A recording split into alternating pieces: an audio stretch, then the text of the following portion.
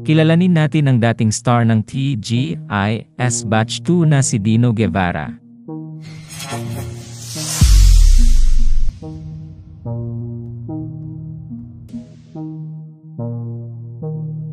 Matatandaang sumali si Dino Guevara sa ikalawang batch ng TGIS sa kalagitnaan ng 1998 run nito.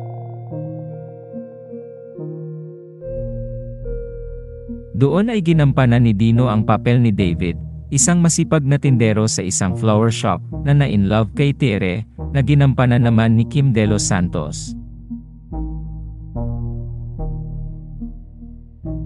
Naging sikat ang kanilang love team, kung kaya't nakapag-top bill sila ng sarili nilang pelikula, ang Ikaw Lamang noong 1999.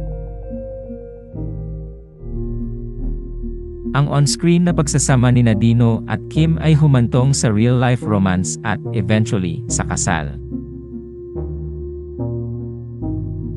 Ngunit naghiwalay sina Kim at Dino noong 2003. Noong 2003, noong kasama pa ni Dino si Kim, ipinagpatuloy niya ang kanyang showbiz career at sumali sa reality program ng GMA Network, ang 30 Days. Nakasentro ang reality show sa muling pagbuhay sa karera ng isang dating celebrity. Nanalo si Dino sa reality show na yon at gumanap ng ilang supporting roles sa GMA Network pagkatapos ng contest.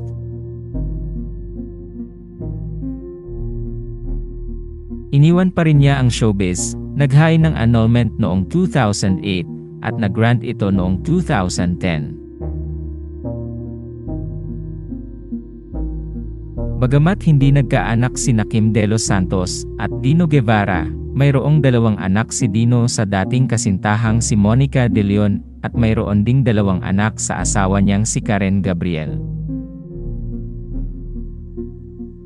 Ang dalawang anak ni Dino at Monica ay sina Ethan at Miguel, at ang dalawang anak ni Dino at Karen ay sina Joaquin at Anika. Sa kasalukuyan ay ini-enjoy ni Dino ang kanyang pribadong buhay, kasama ang kanyang pamilya, at lumalabas na lang paminsan-minsan sa telebisyon.